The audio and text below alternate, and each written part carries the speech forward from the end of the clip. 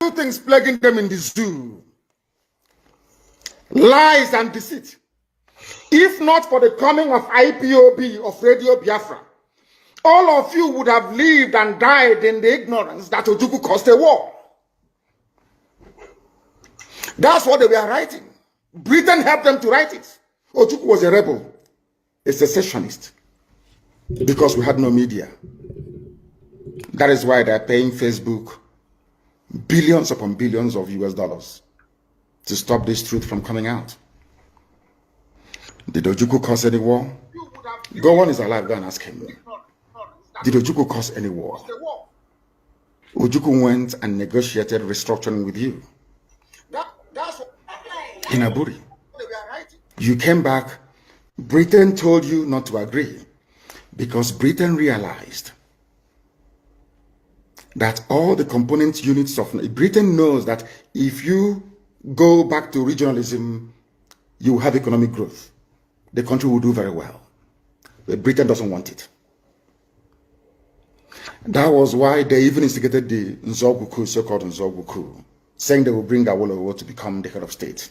They knew what was going to happen. They wanted to truncate the economic miracle of Dr. Michael. But what I'm telling you are fast. Go and investigate for yourself. In the East, you had the fastest growing economy in the whole world, over 40% every year. In the West, Awolowo was performing his own miracle as well. Even in the North, Ahmadu Bello and Tafawa Balewa were doing very well. You had all those massive industries in the North. You even had Alamajiris that were employed in the North, meaningfully employed, gainfully employed. They were all doing very well.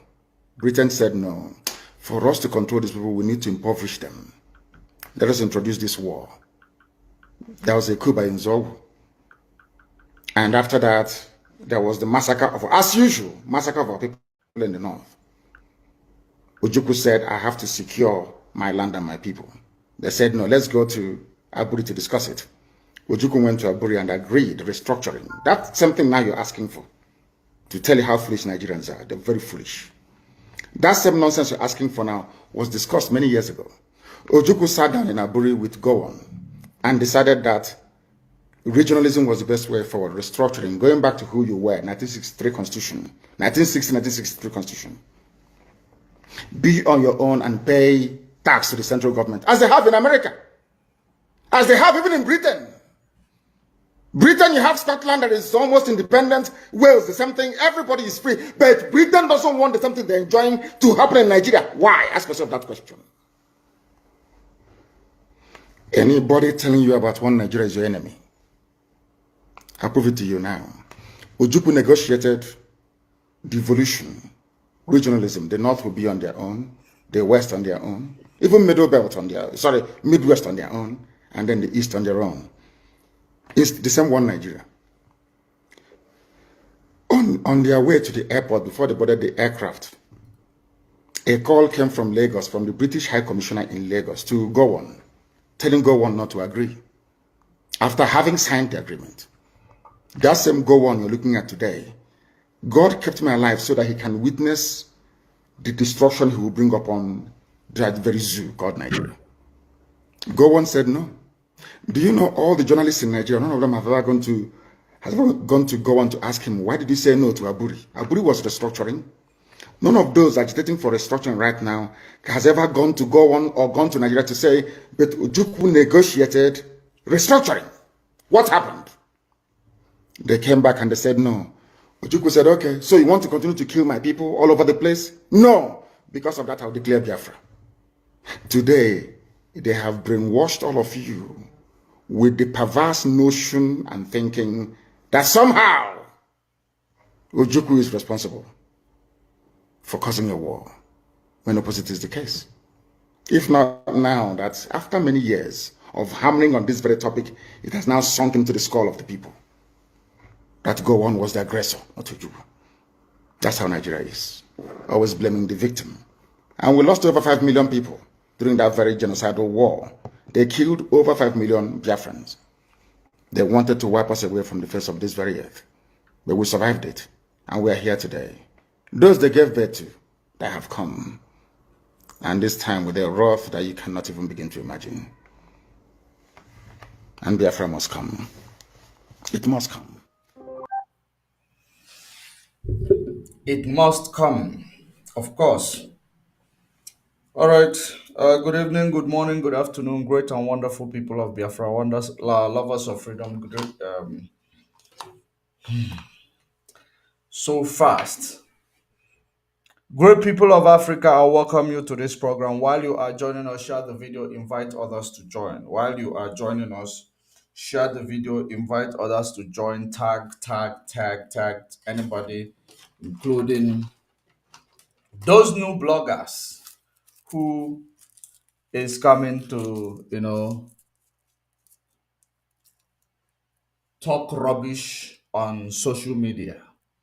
Those who has been there over the years, they haven't you know done anything productive. Now of course, they are it is a plan C. I want you to know that autopilot, they have exhausted plan A. It didn't work. Plan B, it didn't work. Plan C, it didn't work. I think this one now is plan B, plans that D. Yes, plan D. Do you know the reason why I call this plan D? The first one they did, they tried to send Radio Biafra into extinction.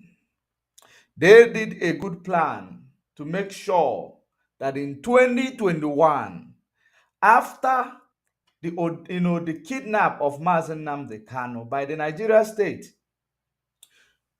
they made sure that they recruited the person who is the recipient of the letter coming from the company, that is reminder letter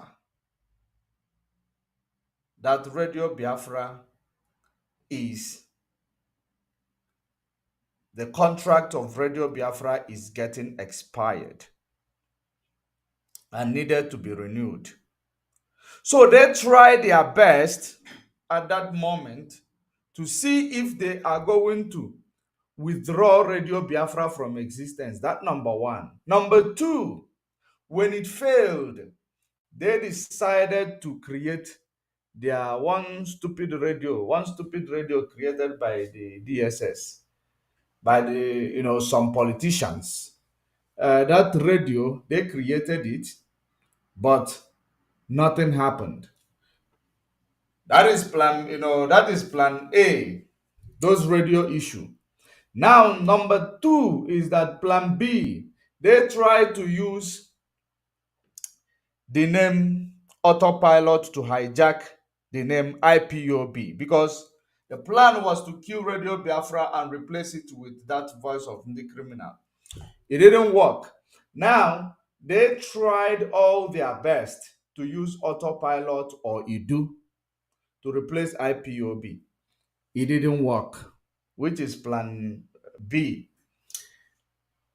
After it didn't work, they actually tell you they try to create um M branch. What do they call it? ADA. They wanted to create a criminal organization on the ground called ADA. It didn't work. They did everything that they did just to try to bring IPOB led by Mazen Namde Kanu, and in his absence, the Department of State led by Mazi Chike Doziem. They wanted to truncate every structure, every backbone, everything that is going to hold us together in order to fight for the release of Mazen Namde Kanu. It didn't work. They started with blackmail, which is the plan A. I left that behind. They started with blackmail that the DOS sold Mazen Namde Kanu, Chike Doziemu, Chinasa Nworu. They are in Nigeria to drive their jeep. It didn't work. They blackmail from left, right, center. It didn't work. They did all that. it is uncountable. In fact, this is plan Z. That where they are now is plan Z. Because if you think about it, they have exhausted all the energy, all the things in their arsenal to try to truncate and destroy the name of this movement, both when IPOB was found in the Global Terrorist Index, because they have promised them that we will destroy the name IPOB, but it didn't work. They tried, because when the promise was made, put them in terrorist index, we are going to destroy them. We are going to create things that will destroy them. Don't worry. It didn't work. They started killing people on the ground, committing all sort of atrocities against our people on the ground. All that was done just to destroy the name of IPOB. It didn't work. And the blackmail on Mazen Nnamdi Kanu have started. The blackmail now on Mazen Nnamdi Kanu have started. He tried to blackmail our legal team because our legal team refused to work with him. It didn't work. Everything they did, uncountable, it didn't work. Now the same legal team that they have been accusing, the same legal team that they have been calling names, they have brought this, legal matter, which is the most crucial, of all when it comes to what we are doing, because this legal matter is going to deal with a lot. It didn't work. They could not stop the legal team. They could not use, you know, they couldn't use blackmail to stop them through Aloye Jimako, and they couldn't stop them. They couldn't do it. It didn't work. So what else did they try to do? This time around, it is Mazen Nnamdi Kanu that his blackmail is, await him. Blackmail on Mazen Nnamdi Kanu await him. That is the reason why we are going to talk about how they are recruiting new bloggers. Because any blogger that see that this blogging is no longer giving him money, hey, they know that autopilot, they make it a buffet. All the money they collect from their those leading them from periphery or from background, behind the scene leaders of this autopilot, when they saw that once they collect money from them, the next thing, when they start losing their people, especially in the media, they start subscribing, to the media bloggers, subscribing to them. The way these bloggers, they get them, if you are a blogger in Nigeria, there is an extent people will start subscribing you to do advert for them, to do market their businesses. That is how, they start subscribing bloggers to come to build or create a level ground that they may start, building the capacity to blackmail Mazen Nnamdi Kanu when he comes out. Now, the other thing we are going to talk about.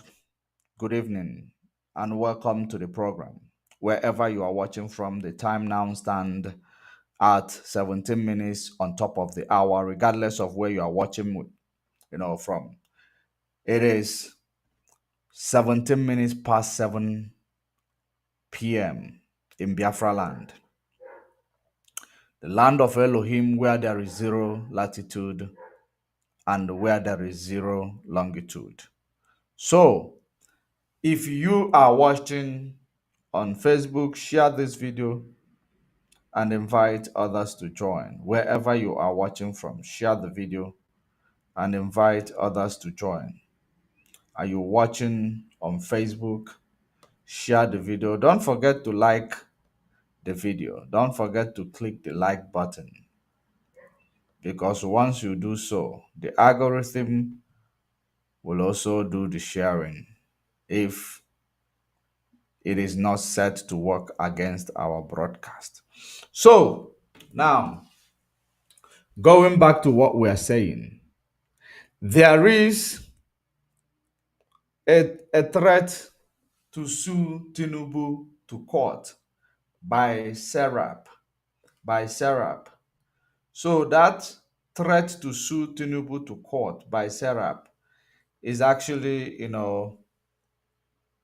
one of the things we are going to talk about.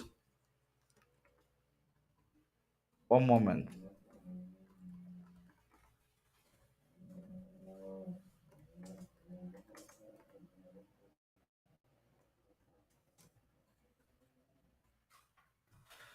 So, so this is okay,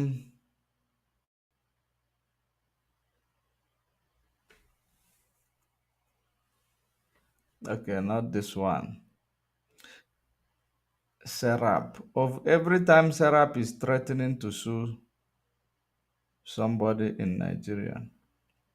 Ever since I knew Serap, I've started hearing about Serap. What they do every day is threatening, threatening, threatening. That's what they do all the time. So I want to see their threat this time. Where is it gonna go?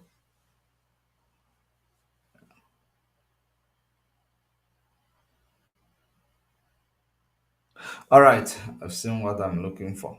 So now, great and wonderful people of Biafra, now you see there is a threat to sue Tinubu on how he is clamping down, which is Serap. Let me, it is let me pick it up from Twitter.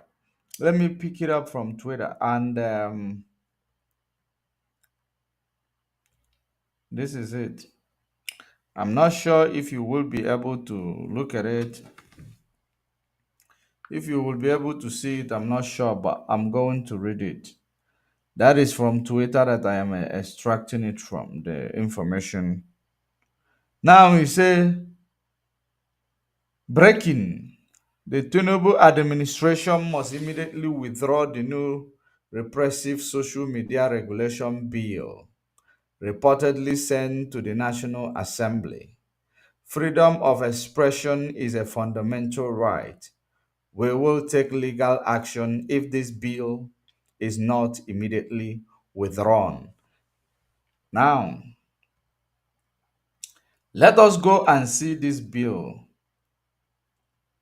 Let us go and see this bill that they are talking about before we go to what we need to, you know, the plan attack on Mazen Nnamdi Kanu by the autopilot and the plan blackmail against Mazen Nnamdi Kanu by these criminals, because that is the next level that they are going to now. That's why we need to, make sure. We need to make sure that we bring them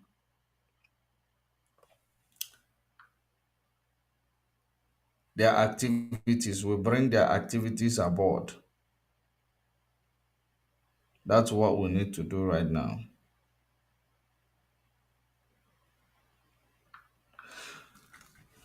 All right. I'm trying to fix something.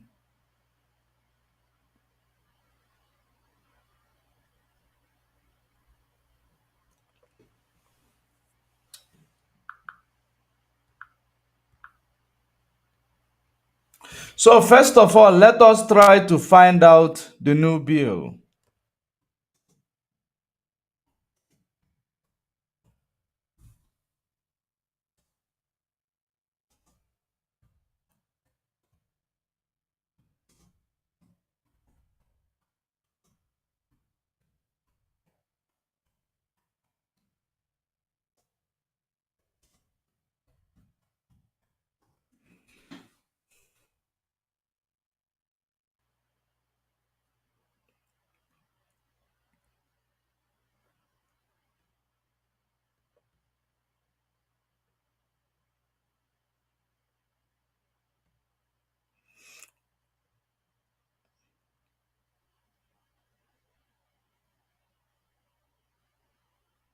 Now let us unveil the new bill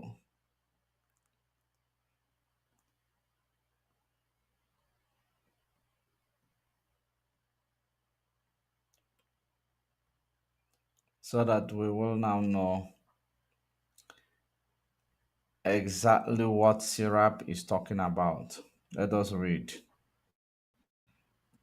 the new bill before we go back to Serap. Now, the Nigeria President Bola Tinubu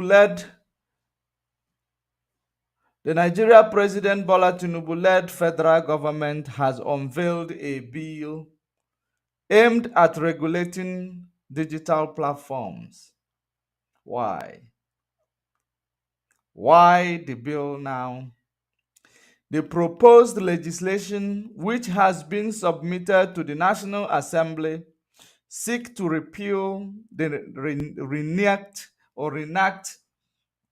the National Broadcasting Commission (NBC) Act, Cap L11, Laws of the Federation of Nigeria 2004.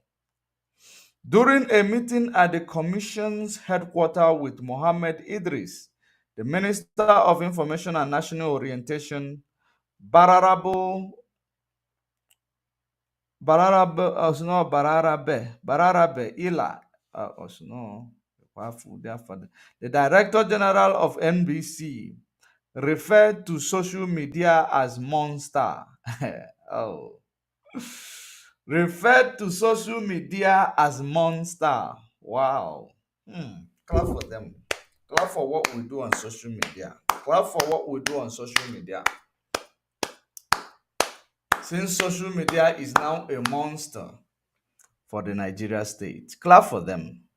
So, his name is Bala Rabe Ileila or Ilela. The Director General of NBC referred to social media as a monster and emphasized the need for this bill. He explained that the existing law does not provide the NBC with the authority to oversee and regulate social media platforms.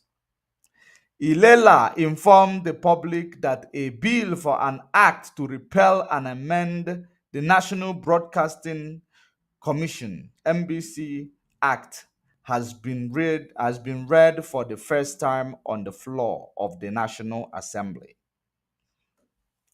highlighting the pressing issue of social media. Ileila explained one of our major problem now is social media. Unless there is a law that allows NBC to address social media issues, the problem will persist in our daily lives in this country. Local media reported, and okay, I wish they wrote, especially, the exact reason why there must be a regulation on Nigeria social media. Because regardless of which area that they want to regulate to social media, it is actually an indictment to the Nigeria state. Believe you me, I wish there will be a place in this, piece that I am reading, from this piece that I am reading, in order to see where they want to regulate and exactly what is that thing that they want to regulate about social media. That is exactly where it is going to be a great indictment to them. Now, let us continue to read. Ilela disclosed that in 2023, the NBC issued 1,238 warnings, and 6 different stations had faced penalty for violation of existing regulations.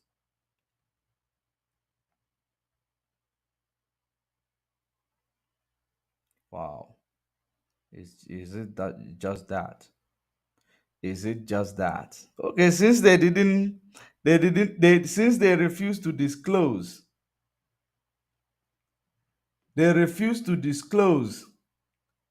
the exact social media. Oh, okay. Let me view more. I saw view more here. Let's see if there is more or it's not that. All right. Now, if the regulation on social media is all about people exposing or dissemination of information that sometimes the government does not want the members of the public to see. So let me now formulate my perspective in all the aspect of what transpires in social media or what we consume in social media on a daily basis from the people who are on the ground zero of Nigeria. That is exactly what we are going to talk about. Listen up. If they want to clamp down on the information dissemination in Nigeria, it is a great indictment to Nigeria. Do you know why? The reason why it is going to be a great indictment to Nigeria is because the Nigeria media houses cannot actually give an information, security information that is going to enable the country to be informed on some certain areas of security challenges. They cannot actually be competent enough because the law that Nigeria state is making through NBC, Nigeria Broadcasting Commission, through NBC or National Broadcasting Commission, it is clamping down on the good journalism being done in Nigeria. So if they want to talk about clamping down on the information dissemination in Nigeria because they are able to do it with the mainstream medias in Nigeria. Do you know why? So that when things is happening anywhere around you in Nigeria, you will not be able to take it up, take a video, report it immediately. That is the reason why they want to start clamping down on the information that is coming on social media. This is number one of them. Now, if it is what they want to do, it is the same reason why Amnesty International. That is exact reason why Amnesty International noticed because noticed it, and Amnesty International decided that they will give a warning to the Nigeria government. Now, that Amnesty International, let us touch on that warning again because it will basically look like it is actually what we are talking about. That the Amnesty International saw, or my perspective, let us read it before I formulate more perspective. If it is going directly, then we will go with it, flow with that one before, because I don't have a lot of time to be here. So now, FG's warning to Arise News over guest remarks unacceptable. Amnesty International. Nigeria authority must stop the unrelenting quest to silence media organizations like Arise TV. Now, I have read this news before for you. Now, the reason why we are going there, we want to connect a dot. Now, the dot that we are going to connect to see the reason why, the primary reason why Nigeria is clamping down on media, especially even to regulate social media, because they call social media a monster. And the reason why it becomes a monster to them, it is because social media allow people to access information in a short period of time. The social media information dissemination is actually almost as fast as that speed of sound. Social media information dissemination, it is almost as fast as the speed of sound. I want you to understand that that is exactly what scares the tyrant of Nigeria's settings up. That is what scares them the most. the tyranny of the characteristics of the leaders that Nigeria produce for the people. What scares them the most? The information dissemination, anything that is done out there. And you see, just like you saw when Wike was preparing soup for his bosses, Wike became a chef, a cook. You saw it already on social media. So once they start seeing every of their misconduct, every of their mistake, every of their, the way they use people, it actually comes to social media. Every lie they tell, evidence comes to social media. Anything that they do in the secret at some time comes to social media. So they want to clamp down on from they want to start it because now the mainstream media is now also seeing that whether they report it or not, it comes to social media, and these are the type of information that people want to actually consume. So the mainstream media, some of the mainstream medias who know business, they actually started doing a quality journalism, informative journalism.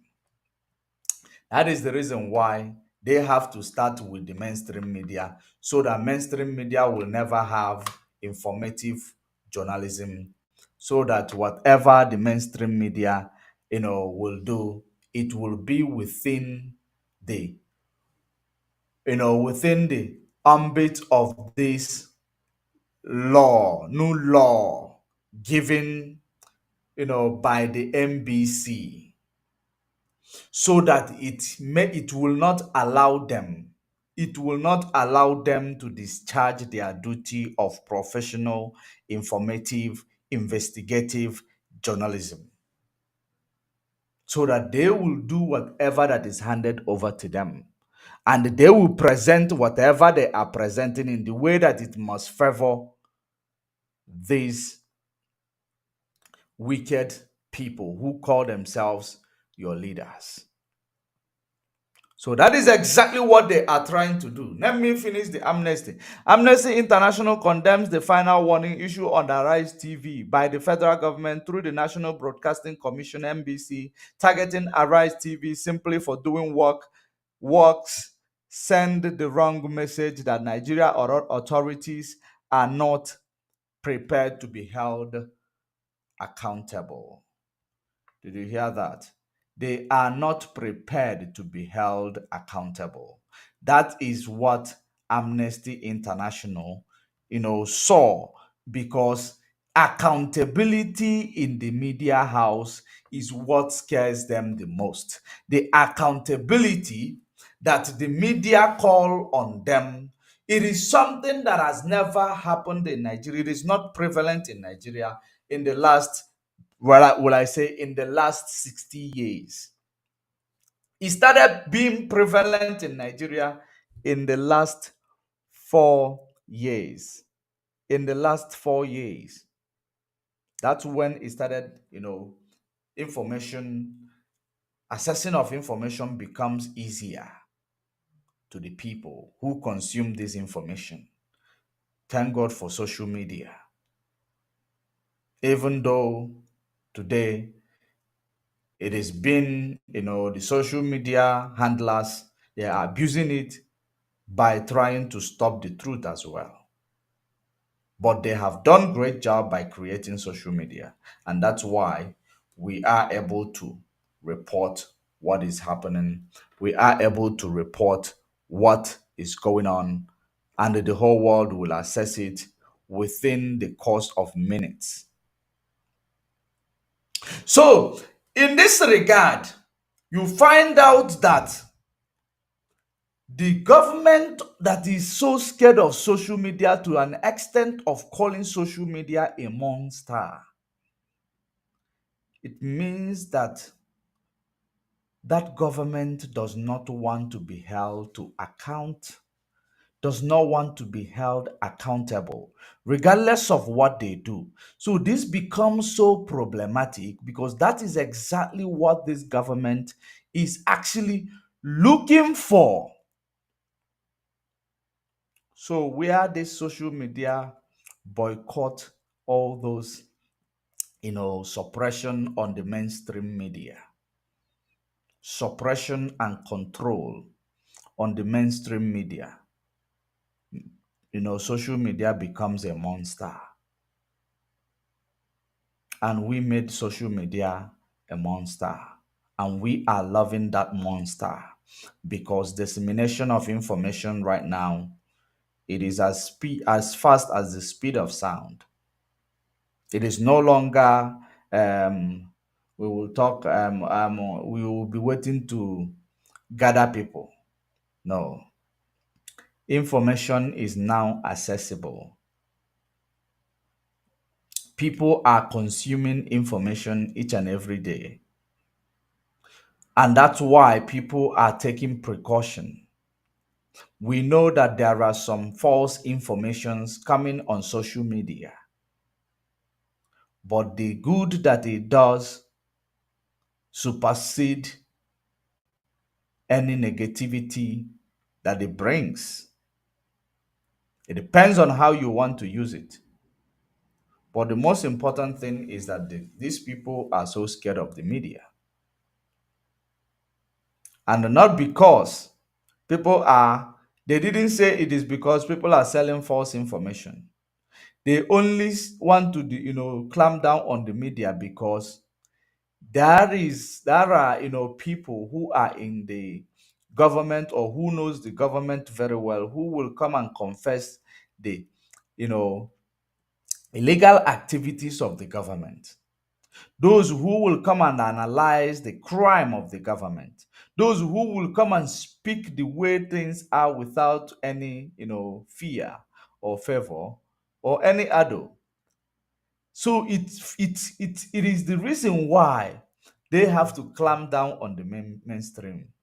And that is exactly the same reason why they want to also regulate the media, social media. You know why? Because if they clamp down on the media will no longer have audience. They will be looking for that raw information going to social media. Now, they want to also clamp down on the social media for the same reason. It is not because they will say there is false information that is being disseminated on the social media. They did not give that excuse. They never gave that excuse. You saw it from the what I read from Amnesty International. They are only scared to be held accountable. They are only scared to be held accountable. That is their fear. It is not as if people are using social media to commit crime or to commit anything. They don't want to be, called to account. And social media is where the citizens are able to even, speak. Freedom of speech, is easier on social media. Freedom of speech,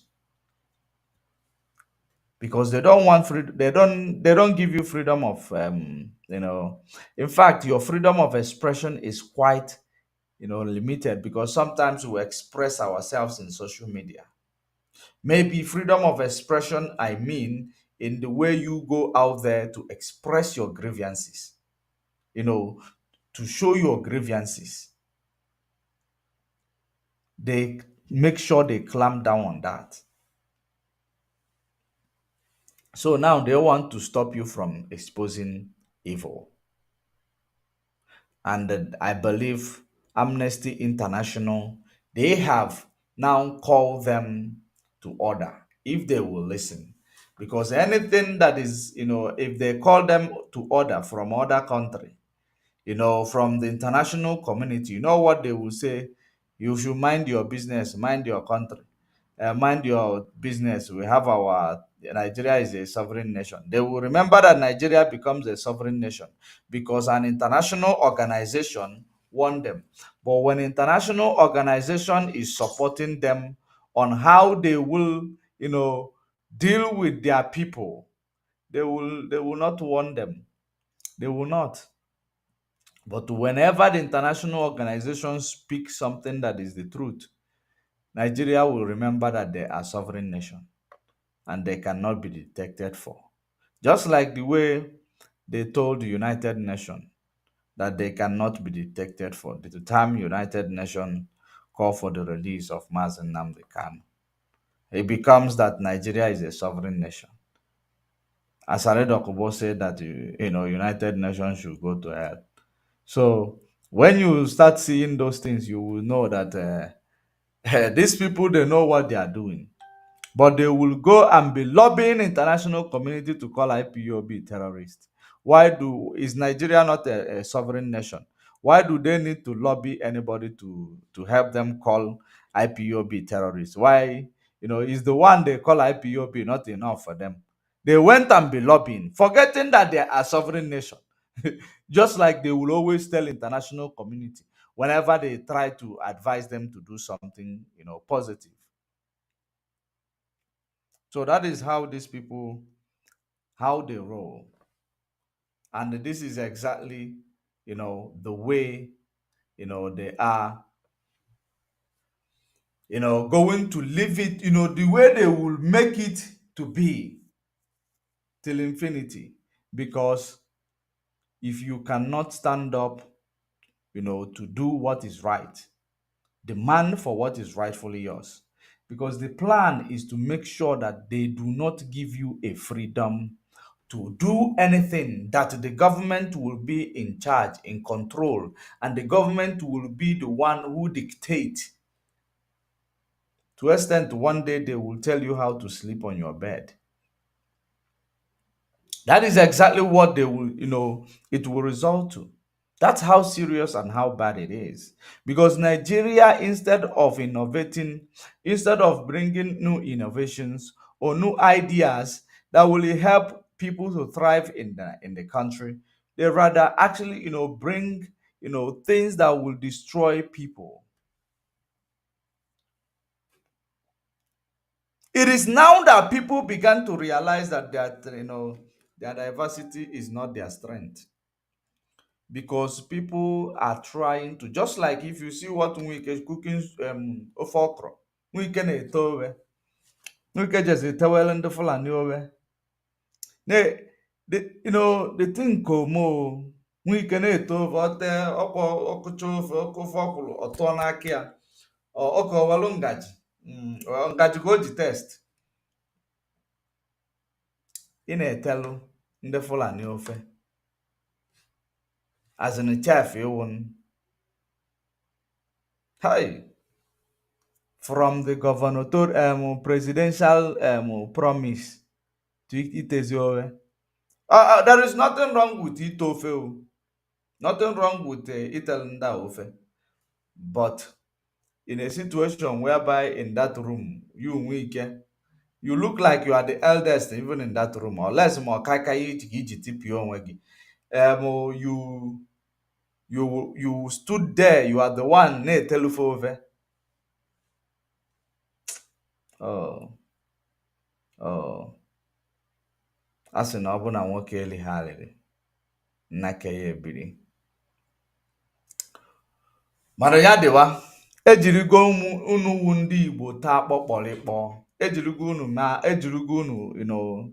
taa tụọ isi na Nigeria ahụ unu amarọ. Because to the extent na, did you see where your president came to Anambra State to come and tell you that Nigeria is not one. The same reason why Tinubu Wike allowed himself to be used to cook soup. To cook soup. Wike allowed himself to be used like that. Let me look for the comedy.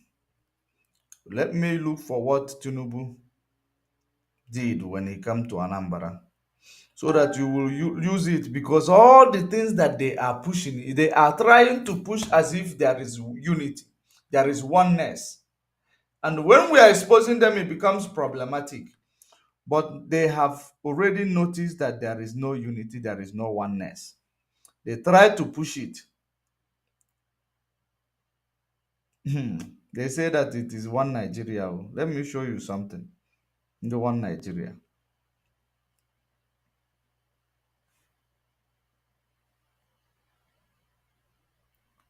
in the one Nigeria.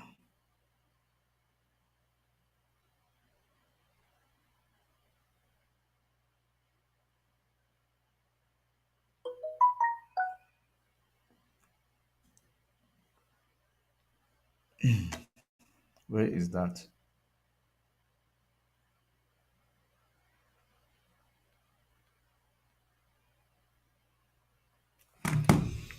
Just one moment.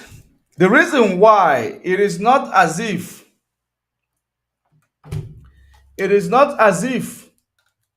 that this guy Itofe is not a bad thing. Oh. It is not a bad thing, but we know that whenever they take up a quest to deceive people, they end up disgracing themselves.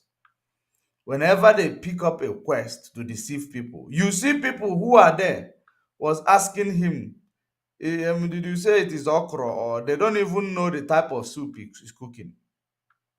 But these and the people who are trying to show people that there is one Nigeria.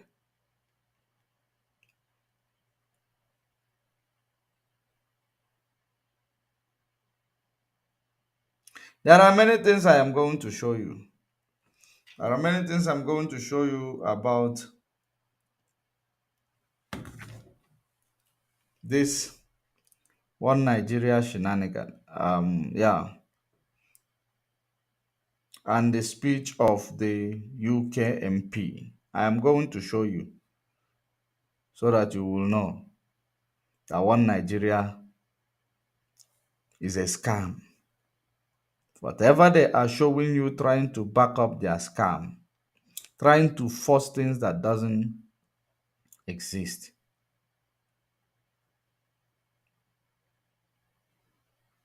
I want to show you.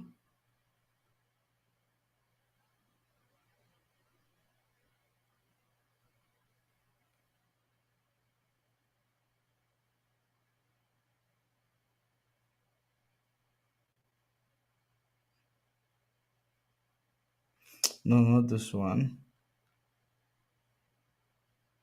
I don't know.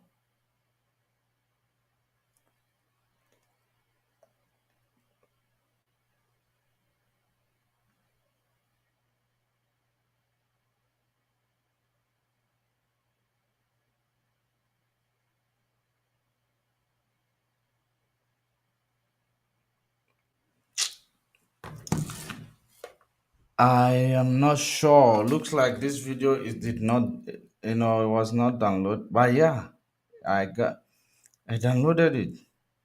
Yeah, I think I know where to find it right now.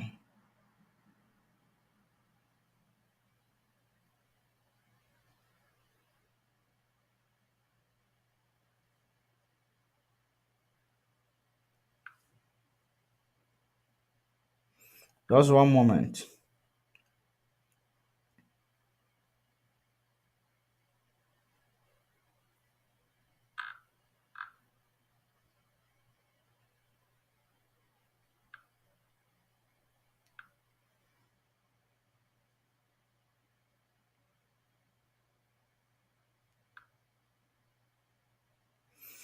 All right. Yeah, there we go. Let me bring it to your screen. It is literally, you know, it looks like a comedy, but it is not a comedy.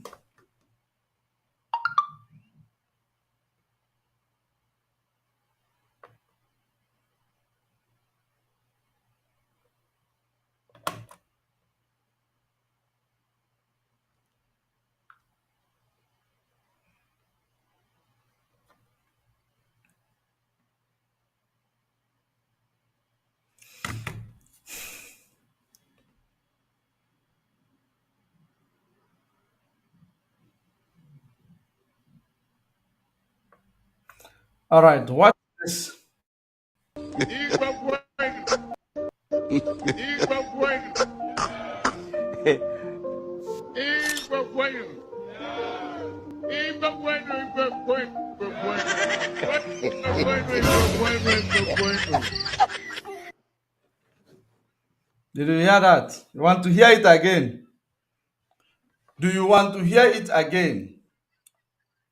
Because all the plan and all the move to make you believe that Nigeria is one, it is always actually putting these people into poto. Putting people into poto. Go to every country in the world that is at peace. Every country in the world that is diverse, and their diversity is their strength. Where their diversity is their strength, go to that country and see if there are different languages in those countries. All of them will at least know how to communicate with each other in their different languages. Not even if they don't know it properly, but they will know. They will know how to greet, know how to make a few conversation in every country in the world. I did not say just go one. Every diverse country in the world, go there and see where there are different languages. Where there are different languages, you will see that those languages that they are speaking, as long as all of them are indigenous people, all of them are going to know how to communicate in their various languages. They will know each other's languages because they are interested in each other. So, in what you are seeing in Nigeria today, when an Igbo person cannot even speak, Hausa, it is only few people who went to live in Hausa land for very many years. Maybe those who were born there in Nasarawa, in Lafia, those who were born there. Those are the people in Jos who are able to speak Hausa language fluently, or those who grew up there. Now, the first people who supposed to know exactly, the languages very well, which is actually part of the unification of the so-called one Nigeria. That's why you find out the leaders who supposed to know those languages, even if they don't know, or they don't know it deeply, they will know it to the extent of ordinary Igbo kwenu. Ka Tinubu chi Jos were eze talichaa onwe ile. Ordinary Igbo kwenu, Igbo kwenu, Igbo kwezuonu. Just that. Ka Tinubu chi tabile.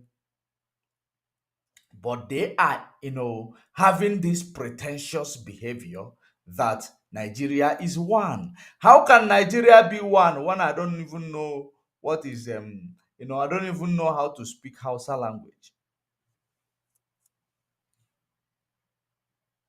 How can Nigeria, be called one when a Yoruba leader, a president of Nigeria, there is 3 official languages in Nigeria. A president of Nigeria cannot say Igbo kwenu, Igbo kwenu, Igbo kwezuono. He cannot say it.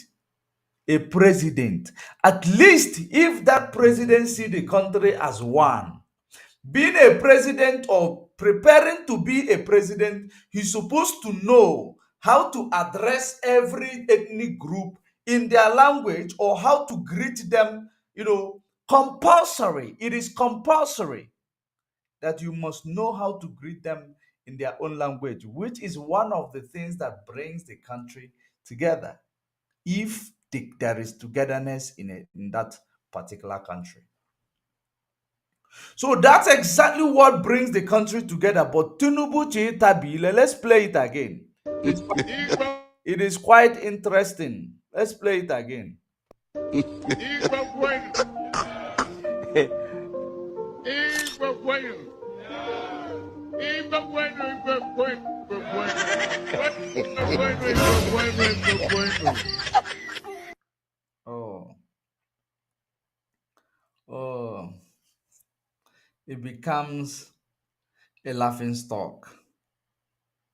It becomes a laughing stock because a president cannot just greet in another language inside his country, a first citizen.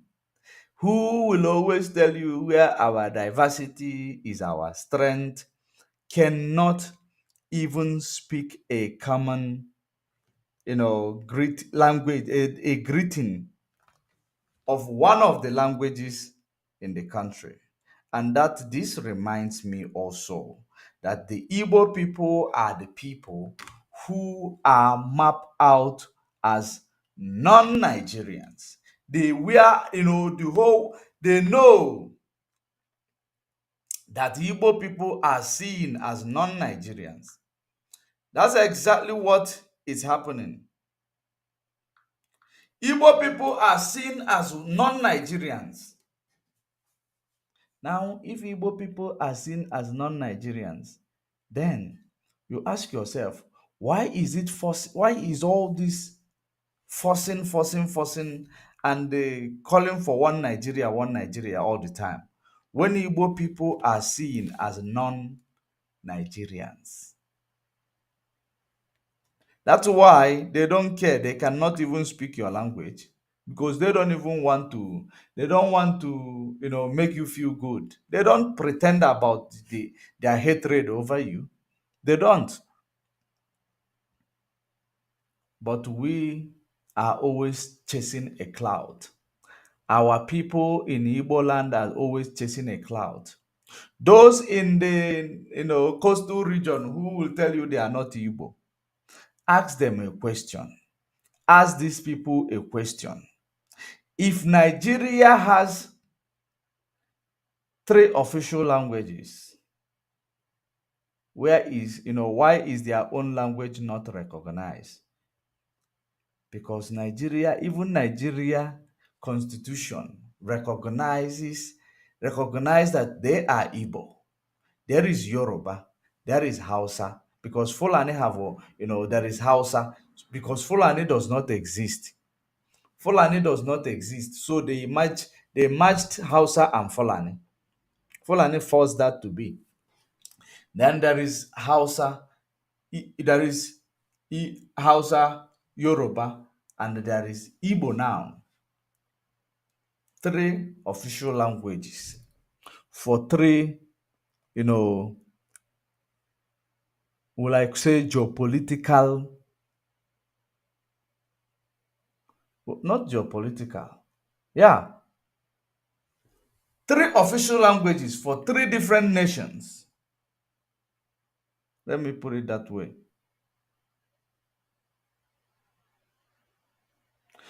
3 official languages for 3 geopolitical locations in Nigeria, which is made up of Eastern region Igbo, Western region Yoruba, the Northern region is Hausa. Where is Fulani? Because they have, they are not from there. They attach themselves under Hausas as per the plans of Britain, so that it will enable them to execute this plan.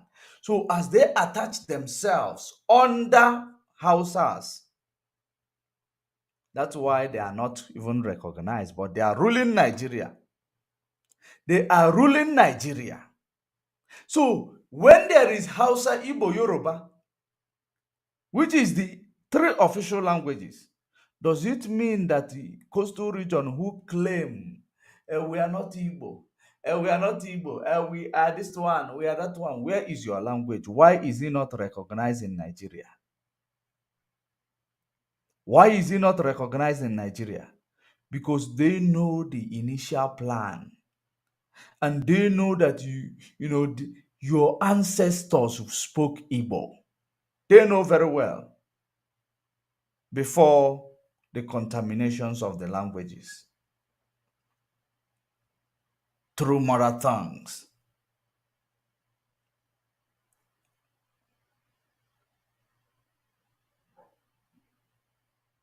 Before you start marrying, people that are not from your side, they speak this Igbo in different ways. The children grow up knowing it in different ways. So that is the question you need to ask yourself. 3 different regions. East, west, north. East, west, north. There is no east, west, north, and south. No, it is east, west, north. The reason why they call south because Yorubas are towards south. You know, they are towards south of that, Nigeria. And the Igbos are also the towards south, which is they called that area is called the south, and the other one is called the north. That's why they now came to divide it southwest, southeast to confuse the narrative without knowing that whether there are countries in the south, there are countries in the east, there are countries in the north. So in this regard, Yoruba people are towards the south. Igbo people are to east, they are towards the south. So they are called now this southwest. They are on the west. This one is on the east. So now, if you look at it, Yoruba people and the Igbo people, we had a relationship. We had a relationship. A very good relationship was what we had. It is historical relationship that we had before betrayal started. That is it. Before betrayal came to destroy the relationship. And that betrayal was well orchestrated and nurtured among several people amongst us. That's exactly what ruined it. Because we had even relationship closer to you people more than every other person like Hausa Fulani. We have closer relationship with Yoruba than any other person. Of course, the eastern region, we are all one. The eastern region, we are all one. No matter how you want to think about it, no matter how you want to put it, we were all one before the segregation began. Ebonyi State today, somehow, if they speak deeply, I have to pay very deep attention to know what they are talking about because their mother tongue, it is about each and everybody have their own mother tongue. So the coast, their tongue is quite different. Likewise, Ebonyi State. Likewise, Enugu and Onitsha and Anambra. Their Igbo speaking is not with the same, accent. The accent differentiate, the accent is where they use what they use to segregate us. You are not Igbo because you the things I call now you call it hua, or the things I call ubua, right? Sorry, ubua, something like now. I mkpọ ya ubua, go akpọ ya hua. Isn't it sounding different? A child that you always tell about ubua, and they are growing up, when they hear hua, they will be asking what is the meaning of it. That is how they were able to segregate us, using our mother tongue to segregate us. Now, at the end of the day, we are forgetting that there is, what, keeps us together, regardless of what, is the blood. The blood. The blood. We know that noble ofuchina ofunna but oburu ofuchineke. The blood. And when you start asking these people, and when they start denying that they are not, of Igbo origin, because Igbo is the mother tongue. Igbo is the general mother, general language. Then the mother tongue now divided the Igbos, the language. The mother tongue, the accent, which is mother tongue is the accent, which divided the region. At the end of the day, when you tell them we are brothers, they will start telling you, no, we are not brothers. I'm an Ikwere man. You will ask them, the person you are telling you are brothers, you are even better than him. Oh. It is not that you are telling him you are brothers because you need anything from him or he will do anything for you. He can do nothing for you. He is just in denial of it because that planted seed that was planted in them during the time of the planned segregation of this area after the war. During the plan for the segregation, not even after the war, it started way before the war. It started before the war. So that segregation process and the psychological aspect of it, planting a seed, I don't marry, the same way they were doing it within even this, 5 states that is, that is known to be speaking Igbo, that is known to be speaking Igbo. Even others are speaking the same Igbo in a different tongue. Listen to it. The 5 states of the mother, where our ancestors settled.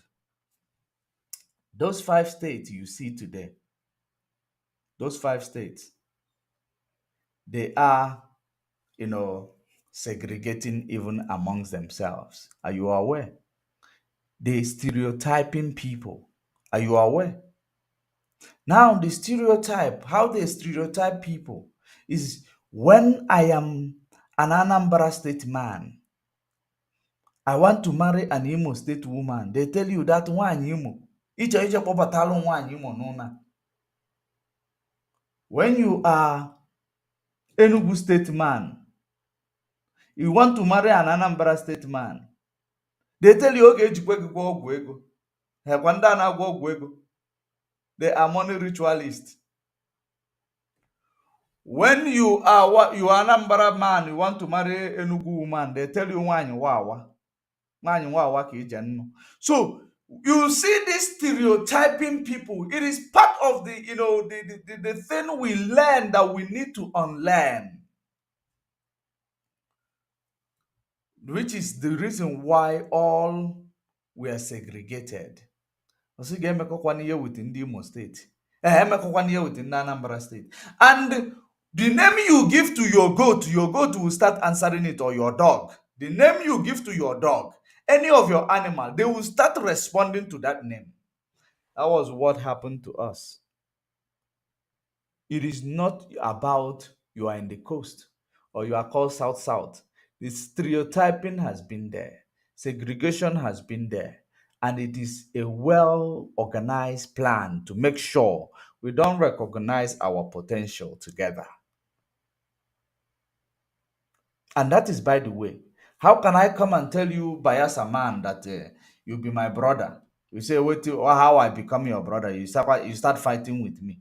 Why must you fight with me? I'm not even asking you that you'll be my brother because you have anything to offer me. You got nothing to offer me. But I am looking for you as a brother because blood is thicker than water. That's the reason why I am looking for you. The love for brethren, the brotherly love. That is the reason why we call to our people to unlearn this stereotyping our people. It is very, very important. This is the seed that was planted in us by our parents. By our parents. And the more you are nurturing it, watering it, the more it looks like it is the truth. But the opposite is the case. That is not the truth. We are, one people. We have, peculiar problems. And there is no place where you go, you will not find people's having challenges, having some, people, negative people and positive people. So So that segregation, they know how we segregate. That's exactly what they use it against us. And now they brought us to call us Nigeria. Next to Fulani man, next to Yoruba man, next to Hausa man. This Fulani person becomes the leader of this organization or business enterprise. A Fulani man who does not believe in civilization, a Fulani man who does not believe in anything, that is innovative, that move cattle from place to place, always looking for how they will go on a conquest mission, trying to dip Quran in Atlantic Ocean, because that's what they are good at. At the end of the day, they handed us over to these people to stop our economic expansion, to stop our, innovational mindset, to delay our development. That's it. And that's what they've been doing, because that is the reason why Nigeria will never go anywhere. It will never grow, because they handed us over to these people who does not think development, who does not think growth, who does not think, revolution, be it an industrial revolution or anywhere. They don't think about it. All they think about is to conquer you and make you a Muslim and implement Sharia law. This is the only thing these people are thinking about. How to dip Quran in the ocean. That's the only thing these people think about. That's what they are good at. Conquest mission. Then they gave us over to these people. You expect that there will be a magic done one day. Then there will be infrastructural development in Nigeria. Then there will be a good hospital, good schools, steady electricities, and all that, etc. And you will, to get jobs for your, to have job opportunities. You believe? Do you think it is going to happen when you are, you know, handed over to people who are nomadic, people who does not even believe in civilization? That was a video I was watching the other day. That was a video where people say there are still places in the north. They don't even want anything to do with civilization. That they are living in the mountain. They don't even, have doctors. And what I don't understand is that they say that the people are still killing twins. This time around, they killed even the mother. That's what they said that these people are still doing in some path in the north. I was watching that video. I don't know if that information is the truth, but I don't really believe in that information. But what made me, show interest in that information is that having known the type of people Fulanis are, they don't believe in civilization. So that's what made me to pay attention to listen to that type of, information. But to be honest, I don't know, you know, whether that authenticity of that information. I don't know unless I research about it.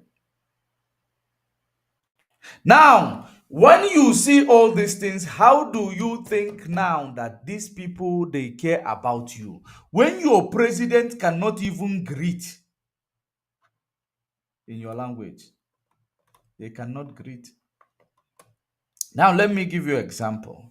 Let me give you of example of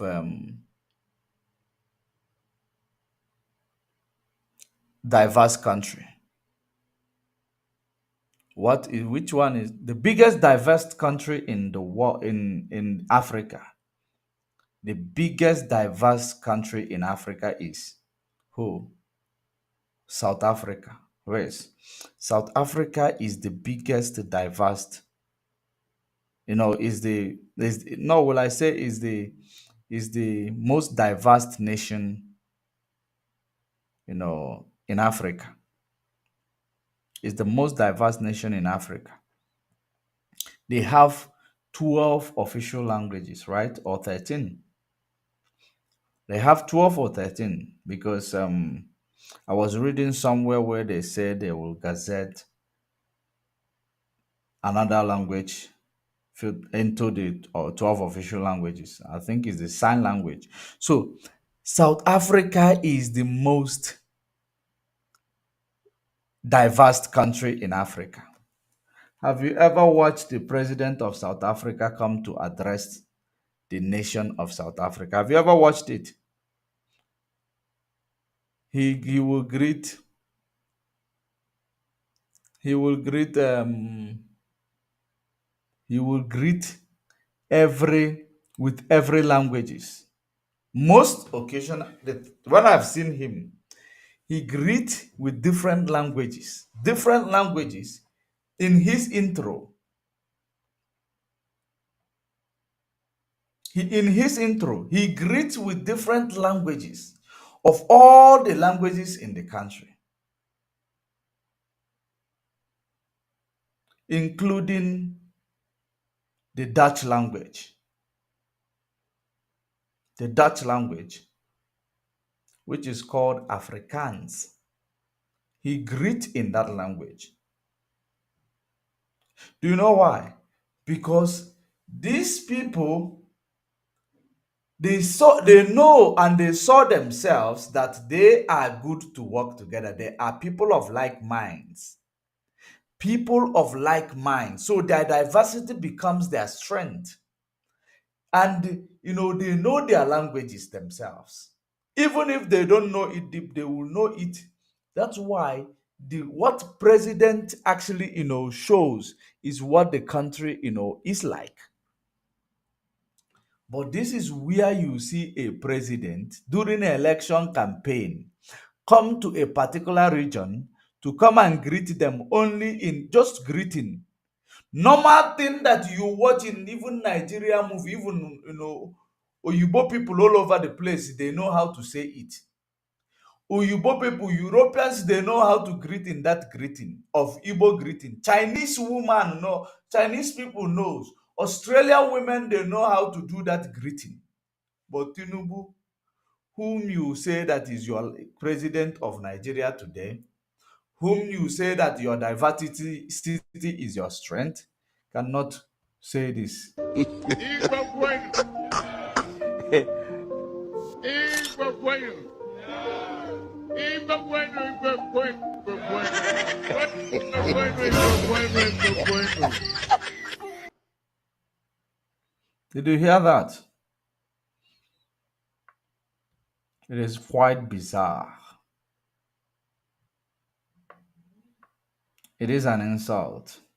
It is an insult. An evidence to show that there is nothing like your diversity is your strength. Nigeria is not one and can never be one. Anybody who is pushing it to be one is your biggest enemy. And that's exactly the reason why we are doing what we are doing, because we stop deceiving ourselves. The people who are going to pay for all this deceitful, deceit, is the youth, the younger generation. The younger generation, they keep on telling you that education is the key. Education is the key. When you finish find the key, you cannot find the lock that the key opens. But education is the key. Who did that to us? Education is the key. Education is the key. But when you are done with the education, there is no lock to open. With the key that you have obtained from education. So now what does that, what does that tell you? that simply means that we are deceiving ourselves. That's exactly what it means, that we are deceiving ourselves. We are not yet, where we're supposed to be. And where is that place we're supposed to be? It is breaking the yoke called amalgamation. Breaking that yoke called amalgamation done on us by Britain. Once we are able to break such yoke, believe you me, we are going to go far. If we are able to break that yoke, we will move very, very far, because the plan is for us to not, to be led and guided by a blind man who does not even know where they are going. Under a democratic dispensation, each and every year you make a vote.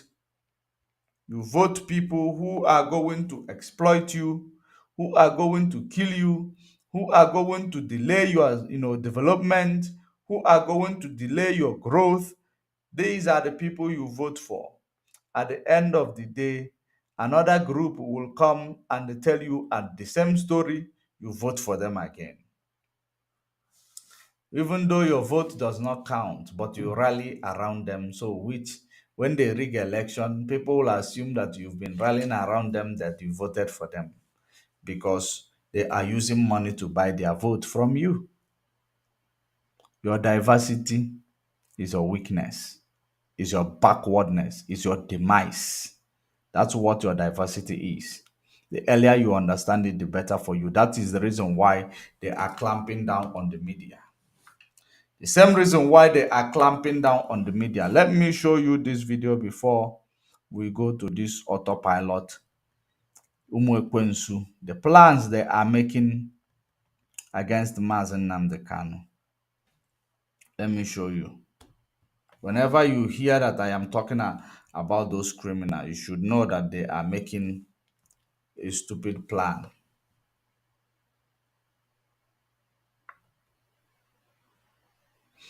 Let me show you this.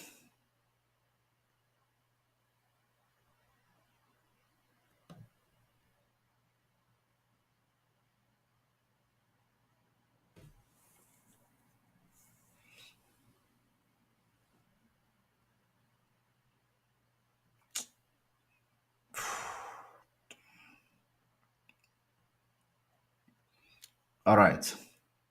Let us peep from what the UK MP said. What the UK MP said.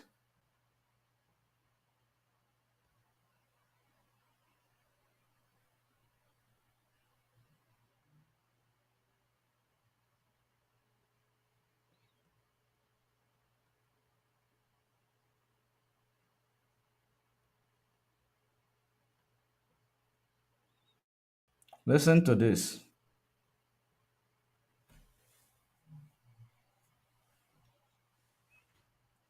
Listen to this.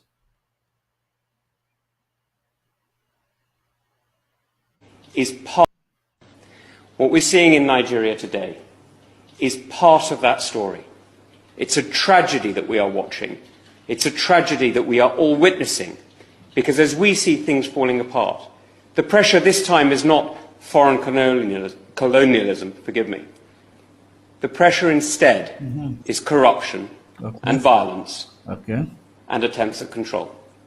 And that's why I totally agree with my honourable friend, the member for Edmonton. We need to call out the corruption. We need to use the power to stop those who are profiting from the wealth of that great nation and hiding it here. Now, some people will remember when General Gowon left Nigeria with half the central bank, so it is. You remember when General Gowon left Nigeria with half of the central bank of Nigeria? Gowon embezzled it, Gowon stole it, Gowon that killed people And Britain aided and abetted him because it is the settlement that they gave to him because he fought against those who will open the eyes of the people. He suppressed the truth from emanating. So that is the reason why he was aided and abetted to steal the half of the central bank, because he was used to destroy the lives of the people. Warmongering. That's why they love Gowon so much. Even when the rumor that he passed on, or it was circulating, he was in UK. He was in UK. The rumor was circulating. He went with half of the central bank. And now the next person came in after Gowon. After Gowon, who knows which one they went with? Another one came in. Who knows which one they went with? Until the one you have today. And that is the way they will continue to come in. Until the country is looted into zero. You will no longer have currency, because all of them, they will be looting on the country, changing it into dollars. The ones that they want to use in Nigeria, they change it into dollars, because they will use naira, buy dollars to take to their offshores. Then the money the currency will continue to depreciate. Currency will continue to lose value, because no one is now looking for the currency. Everyone in possession of the currency want to change it into dollars. So the country becomes the currency becomes useless. Now you find them telling you it is not pressure from colonialism, which we know that it is not direct pressure from colonialism. I can understand. It is no longer direct pressure from colonialism. It is not mostly direct pressure from colonialism, because the colonialism is now doing their exploitation indirectly, from oil theft, gold mining, terrorism. All those things are the type of exploitation they actually set up to do, but which the government that has a political will be able to stop it, right? But there is none. That's why they will always make sure they select the stooge, the one that is going to do their bidding, and they will put them into the position of power. He will be doing their bidding. They will never they will never fight the corruption that is ravaging the country, because it is through this corruption, insecurity, that the colonialist is now benefiting from. The way they benefit is when there is insecurity, when there is criminality, when there is all that, they are benefiting from it. So that's why this man is telling you that it is not, listen to it again, that it is not born of colonialism. Because if there is a political will, which will never be under the Nigeria setup, which was actually set up by Britain, because the hatred they have to one another, especially, Hausa, Igbo, Yoruba, the hatred they have for one another somehow, especially the Fulani against others, it does not allow them to do anything, that is going to be beneficial to everyone. They will say, no, if I do this now, my Igbo go use them. If I do this now, Nyamale people will use them. Why I go do them? So it becomes problematic.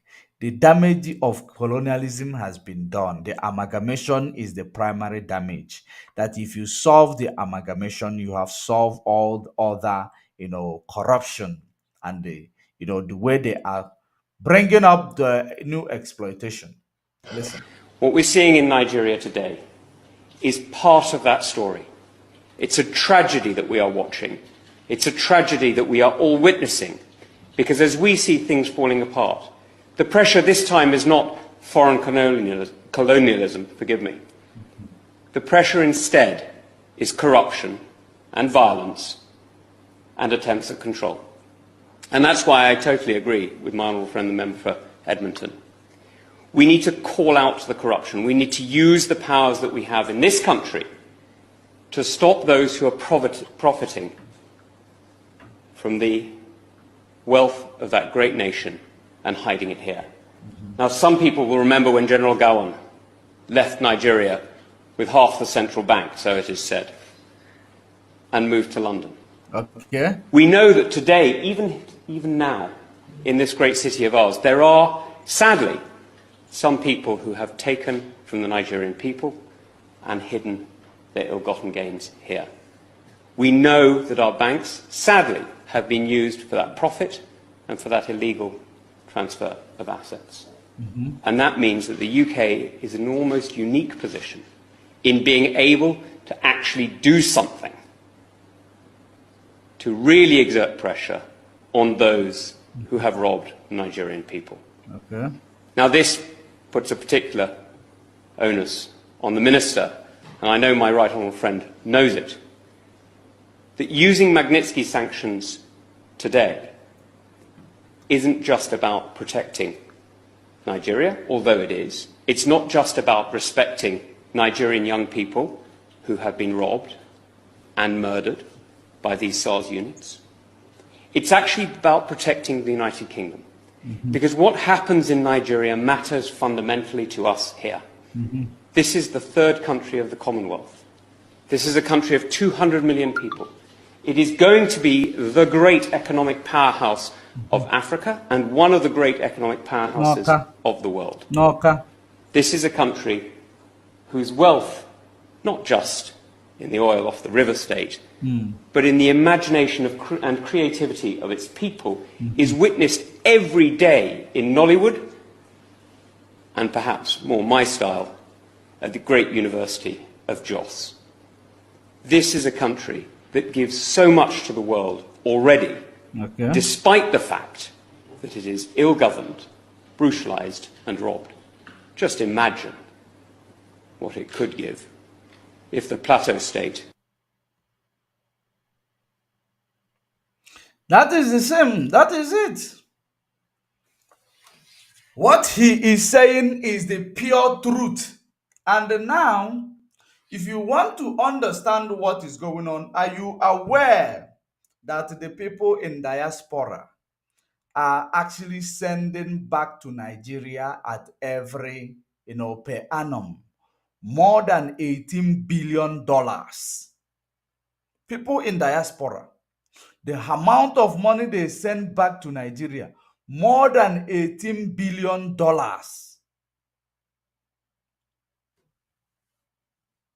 That's what the contribution of people in diaspora back into Nigeria. So now you will understand that even if you are outside, Nigeria is benefiting from you. Because you go there, you innovate something, you're creative, you're entrepreneur, you are doing one or two. You are generating money, you are bringing it back into the economy. So have you now seen that everything works in their favor? They know that you are good at bringing it home. So they don't mind chasing you away to go and be hustling while they are stealing from the one that you have on the ground. And while expecting you to use the one you are making there to replenish the economy as well. Double-edged sword. Gowon stole the half of the central bank. That Gowon is in UK, if I am not mistaken, as we speak. You stole half of the central bank. That's what this man said. That, of course, if I want Togo, that Nigeria could be economic powerhouse. But how can Nigeria could be economic powerhouse of Africa and the world? When there is amalgamation, you handed us, you gave us, you took the people who are creative and innovative and civilized. You took them, you handed them over to be ruled and controlled by nomadic people who move cattle from place to place, called Fulani headers. You took the people that are and hand them over to be ruled by those that will hide the key, and they will be shouting that will hide the lock, and they will be shouting education is the key. Education is the key. When you get the key, you don't find the lock to open. Nomads who does not even believe in Western education or Western civilization, other than few of them that found themselves in a political space where they will be looting and impoverish the rest of them because they will not have the same thoughts because they have now come into money. It is no longer about their culture or their religion or fanaticism. It is no longer about that to those people. They have tasted the honey. So some people just they have tested the honey, so they don't care about the rest of their people.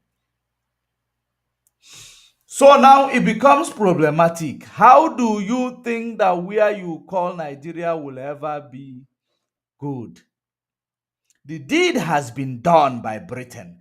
Regardless of how they want to paint the words, the deed has been done.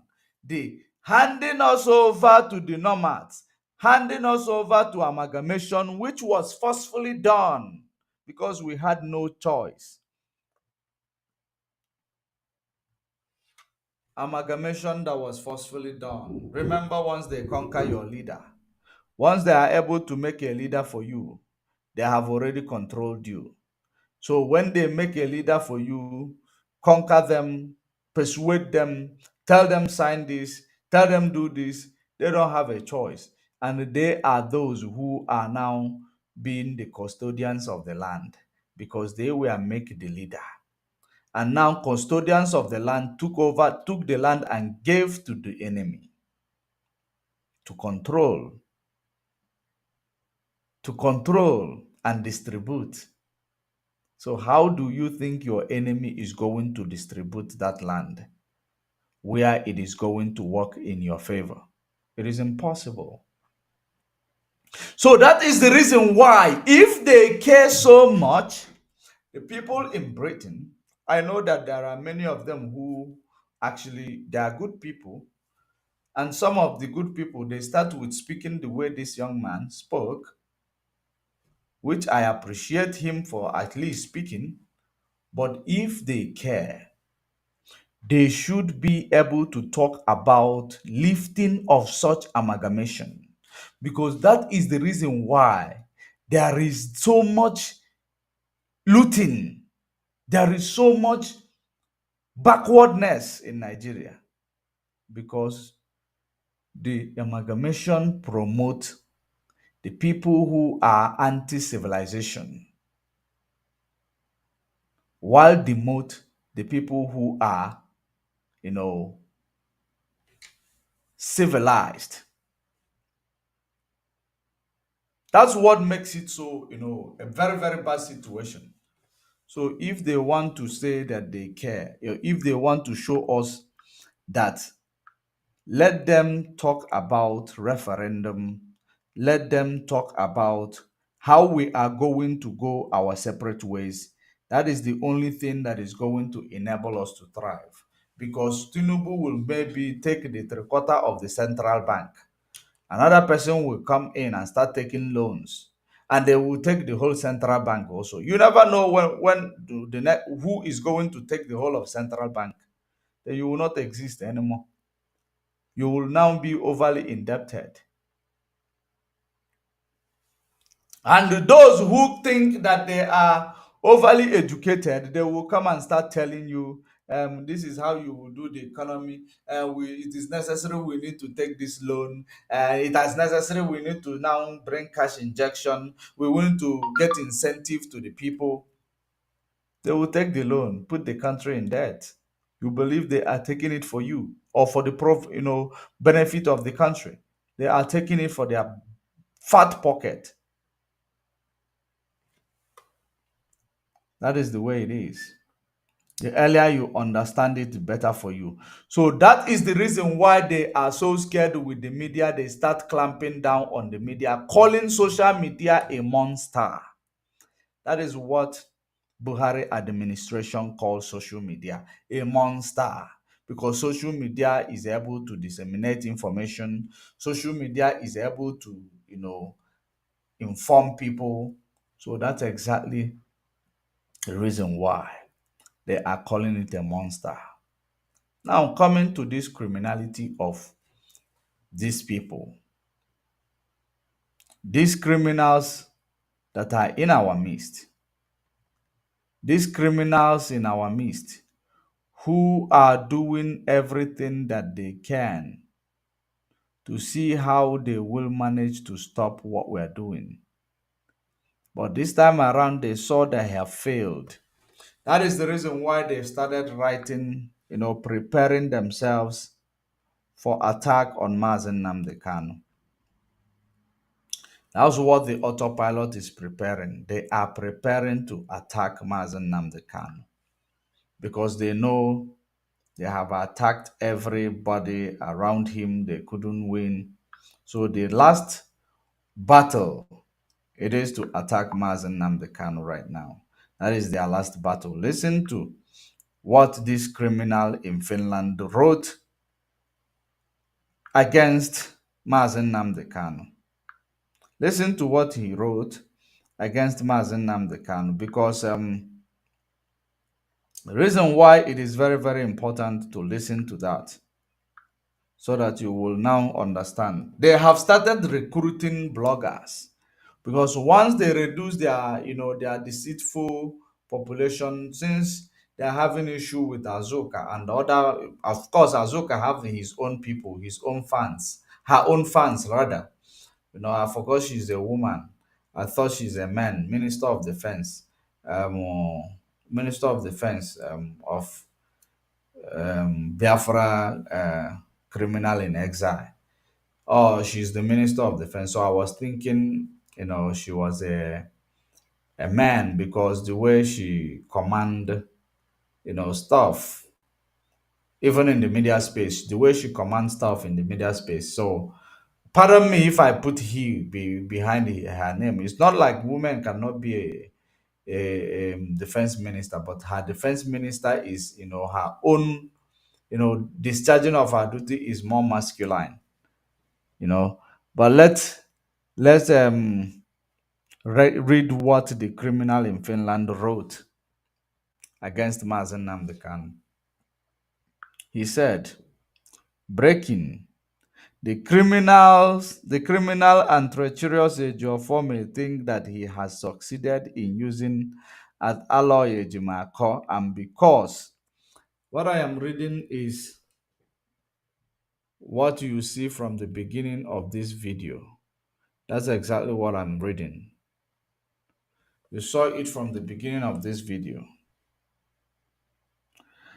And because they think they have succeeded in manipulating MNK to drop Biafra, and for that reason, it is time for them to kill at Aloy Ejimako because he frustrated them until now. Please inform them that their last battle is already lost. No Biafra will listen to MNK Nnamdi Kanu if he tell anyone or BLA, ESN, BRF to drop their weapons. This idiot that is telling you that no Biafra will listen to Mazen Nnamdi Kanu, the idiot does not know when ESN was created, but is using the name of ESN. This is the same idiot they used the name of Mazen Nnamdi Kanu to kill the case through Aloy Ejimako of using the name of Mazen Nnamdi Kanu to commit theft under false pretense, to do fraud on the people, to do fundraising. This is the same man who is coming to tell you now, tell you what is obtainable and what is not obtainable, and telling you how Mazen Nnamdi Kanu that has been suffering for the last 24 months, more than 24 months. He's now coming to tell you that that same Mazen Nnamdi Kanu, that people he left behind will not listen to him if he tell them to drop their weapon. Now, have you now seen that everything that this man has been doing has been all about how to create a ground where he will use to fight Mazen Nnamdi Kanu? And that is the reason why he started creating criminals on the ground. That is the reason why he tried to ambush IPOB and made them a terrorist by using their name to raise funds and use it to kill people in Biafra land. So now he is telling you that the people will Mazen Nnamdi Kanu, that the organization he created will not listen to him if he asks them to drop their weapon. As if Mazen Nnamdi Kanu told you people that he will ask anyone to drop the weapon. As if Mazen Nnamdi Kanu gave anybody weapon to actually start fighting for Biafra. Because the only people we know that they have weapon are the people securing our land from the invasion of the terrorists, right? So if the weapon, if Mazen Nnamdi Kanu see that the terrorist invasion is subsidized or is no longer there, he has every right to tell people to return the weapon so that it will be placed in our armory, or it will be now used to prepare the next phase. So, what becomes the problem of this criminal in Finland?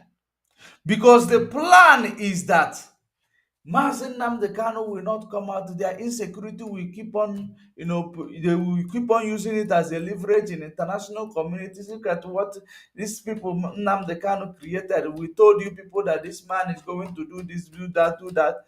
That was what the autopilot has been doing. But he failed.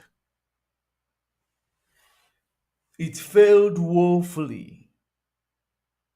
They started even to, they were taking bloggers, giving them small monies. Those bloggers now for their period, they will take them up, giving them small money. Subscribe to them to co-advert for them. Just like this Mugudika Washerikoko. Also no, it don't there, or it don't happen, or it don't say to that fool. That Mama Marebosi Udonya Unsipota coming to tell us that it is only this Ekperima that is fighting for freedom. Do you know why? Because I thought I thought Obelego, Owudi na Nigeria, Owudi. And ofuku ndị bloggers ibia kafana aluma mansion, name ofuma. So you need to up his game. You don't blame me, you need to up his game. But he doesn't know that where he goes is it is when they finish with you, you become nobody. Because number one is that small change they will give you. Manjia Bulu, Ego Bala. It is blood money. Is there any of them, Bagolulu? Is there any of them that is taking change from all this money, Bagolulu? Kefeva Jalopta, Ego Bala, blood money. So that is how it is. They are recruiting them, telling you that he's the only one fighting for Biafra, fighting for freedom. Maybe this Mugu that is telling you that it is only the Ekperima fighting for freedom, the Mugu, maybe he stays in coastal region. Mama, I don't say it, oh, Papa, you don't know. Mugu, maybe he stays in coastal region. People are dying in Biafra and in the 5 Igbo speaking. They are not dying any other place. People are sitting at home there. They are not sitting any other place. Because it doesn't affect the idiot. he will come and tell you that it is the only the idiot that is criminal in Finland that is fighting for Biafra. Because he's telling people to go and kill other people. Is that fighting for Biafra? Since when did killing people becomes the fighting for Biafra that we have been embarking upon? Since when? Intimidating the same people you are fighting to restore their freedom, taking away their freedom and their food out of their table. Since when has it been the type of Biafra that we are fighting for? Since when? Those of you who have common sense, because common sense is no longer common. Since when is killing people and intimidating and kidnapping people in Igbo land becomes the Biafra we are fighting? That is the same idiot who came and say, US don't issue warrant of arrest to Putin. Watch me. You know who US is? Those are bigots.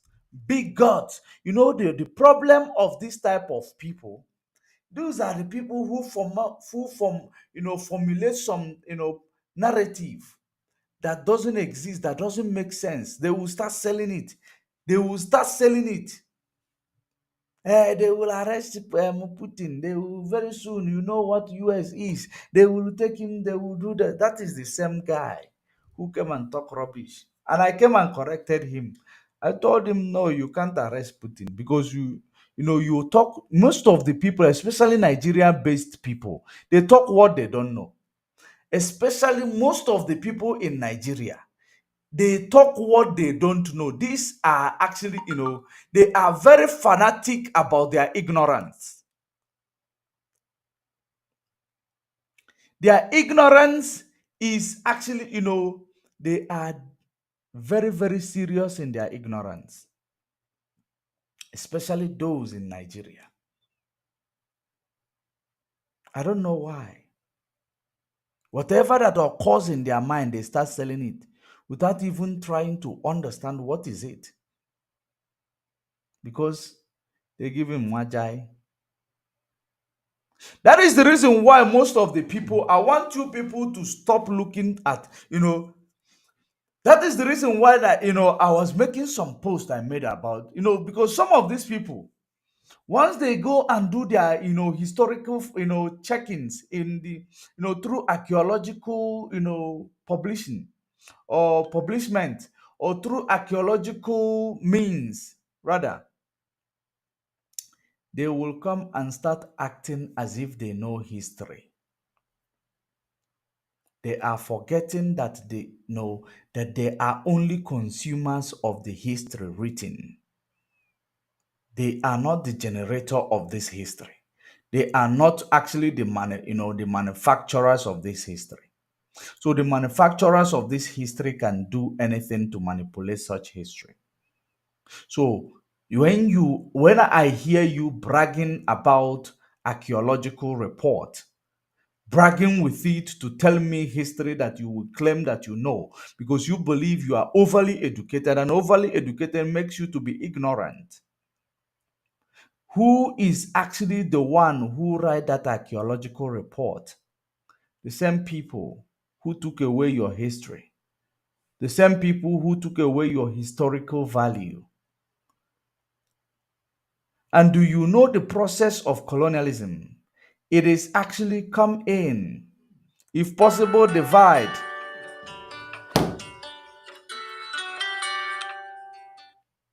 One moment. Yes. Are you calling for the program? Good evening.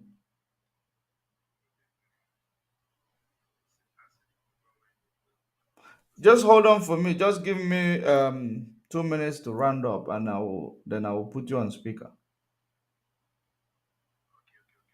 All right. So, just like we are saying, they will come in. The first thing they will look for is to divide. If you are too much, divide. No, if not physical divide, segregate you psychologically. And then they rule you. After ruling you, the next thing they will do to you is to make sure that they capture who will lead you. Then once they capture who is going to be your leader, they have captured everybody.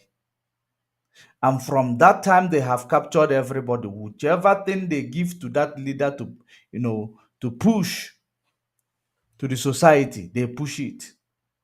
And the same day they capture you is the same day they started writing history that they are creating within you. History that they are creating within you that will be your new history while erasing every trace of the old one.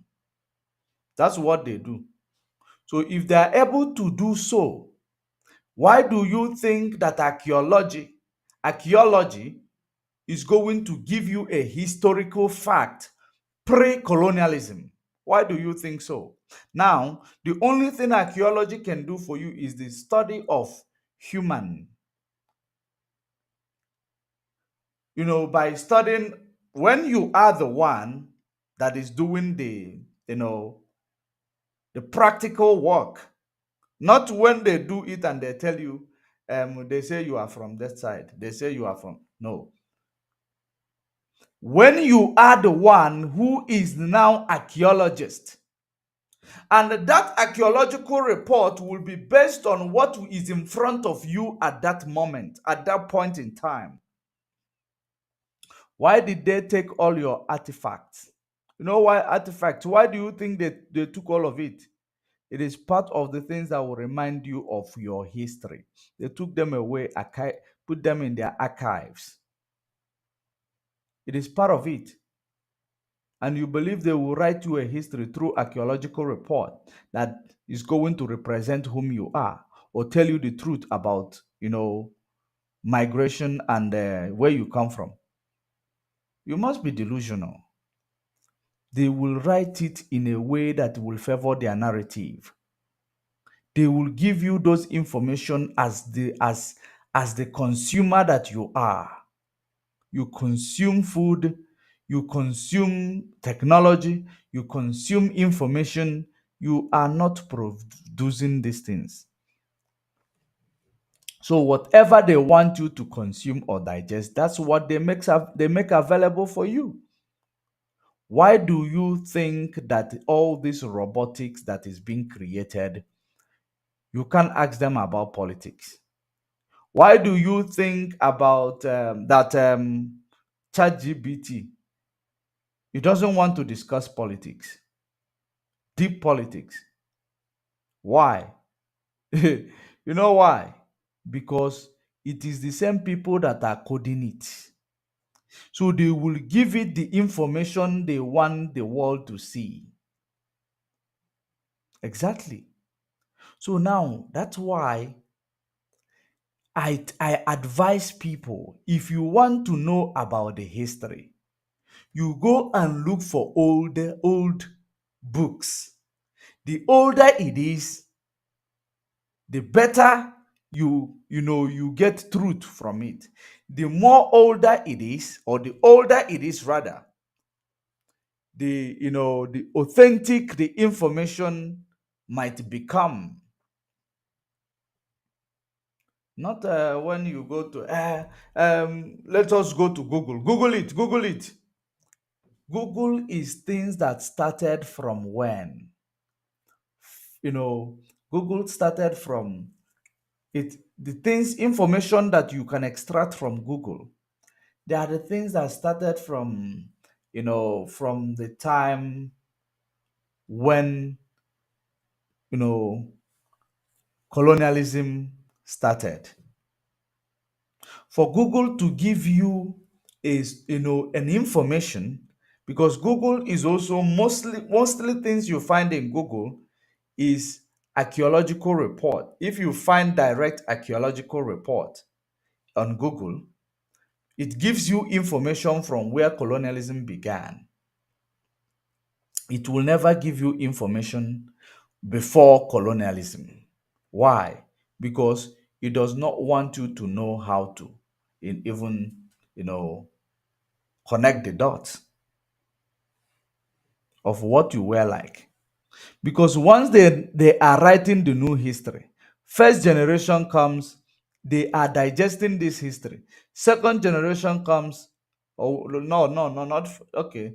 The first and second generation, third generation, you have they have sent the original history into extinction.